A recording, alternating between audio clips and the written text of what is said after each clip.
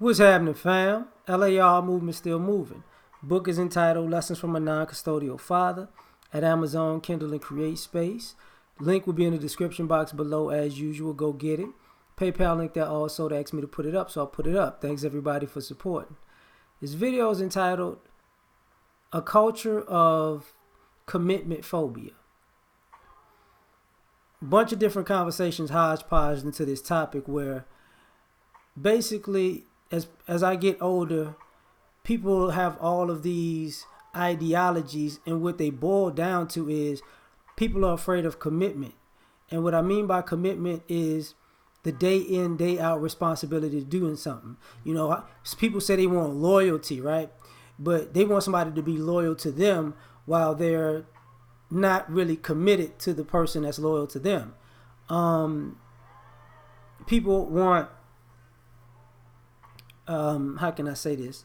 People want these relationships, but they want to have a relationship where somebody's committed to them, but they could be free. I need to be free because the idea of commitment scares them, right?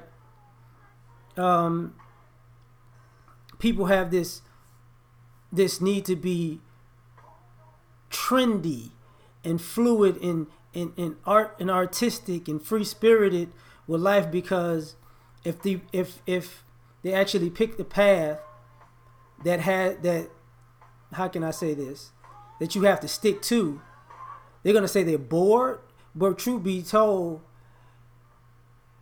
they're scared of commitment. You know, so instead of a journey, picking a path and going on one journey and letting all the things in life happen along this journey, you want to jump in and out of journeys because you can't pick one. And what winds up happening is you always stay stuck in the beginning of a journey. You know, if I might go too far. If I take these other steps, there's probably no turning back. So I'm bored. Let me go start from scratch over here, right? And then you have this issue where folks are like, you know, that's not gonna work out too well, because now you're dealing with, as I get older, I notice more and more people who never committed to anything are envious and angry at people who committed to something while they were non-committal, and they wind up, you know, 5, 10, 15, 20 years in to the journey of the decision that they made, and they're doing great, and these other people are just stuck at, you know, another square one, you know, and now they're mad that they're not further along in life, but they spent their life running from one square one to the next square one. You know, I even had a few conversations with a few ladies I know about sexuality and polygamy and polyamory, and I just and it dawned on me, like, you know, this is just commitment. You're scared of commitment, you know.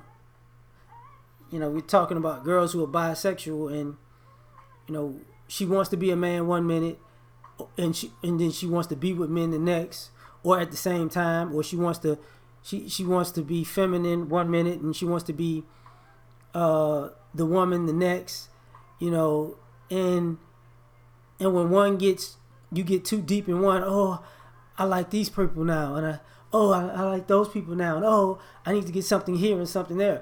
Thus, that's how the conversation of polygamy and polyamory came up, is because she was a girl, she was talking more about polyamory. So, you know, I get to love this person, and then when I'm tired, I get to love that person, and when I'm tired, I get to love this person. Just like polygamy, you know, this person is for this, and I love this person for that. But see, the problem with all of that is basically you get to partially commit to people who are fully committed to you. So it's a commitment issue. You know, you can tell too much. You know, I can only be committed 33.3%. So I need 3 people. I'm committed to you. Ooh, I can't do it no more. But I'm committed to you. Ooh, I'm tired of you now. But I'm committed to you. Ooh, but I'm tired of you now. But all of y'all need to be committed to me. Selfishness, right? Narcissism at its finest, right? People have these dreams and aspirations, but the way we have the American dream, it's more so built in the idea of the overnight success, right?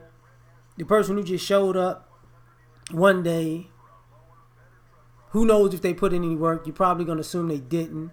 The stars just aligned, and boom, they got the American dream, and it was God's plan, and that's not true.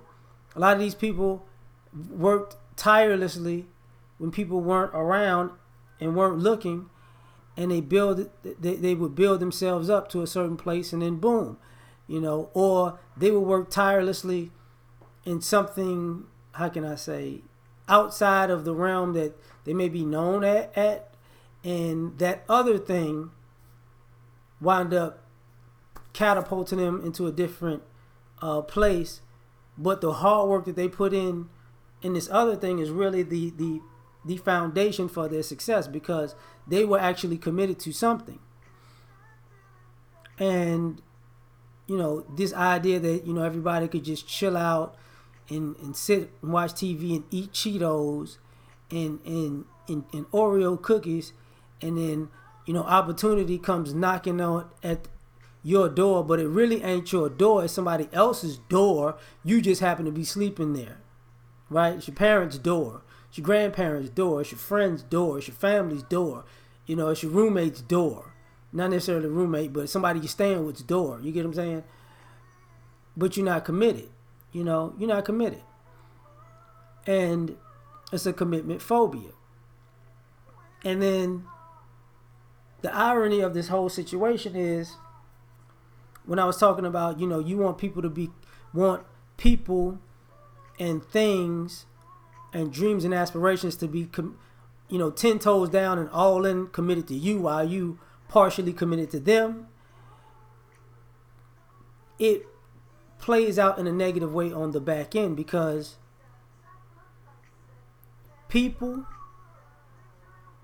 the things and the dreams and aspirations become halfway committed to you, because you have a history of not really being serious about something. You're not actually all the way in. You're always on the fence. When it's good, you're there. When it's not good, you're gone. So even the people in your life and the dreams and aspirations that you have and the things in your life stop really being committed to you. Karma stops being committed to you, because you're not taken seriously anymore. And then when you're not taken seriously anymore, then it's a problem with the world. And that's not true. The problem is, you were non-committed. And then you got people who figure out that, I've grown up and I've made mistakes and now I'm ready to be committed. But, now they're looking for a commitment with the reputation of being somebody who's always about potential. So you're trying to convince everybody this time is for real. And they're like, heard it before. You're potential. But you're too old to be potential now, which is the problem. You're too old to be looked at as, this time I got it now.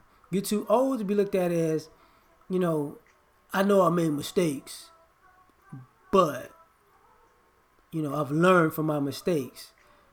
And people are like, you're too old to not to be making those mistakes that you learned from. But because you weren't committed to anything, you're still stuck in the mind of a child as far as thinking and in the rest of development. Because now what?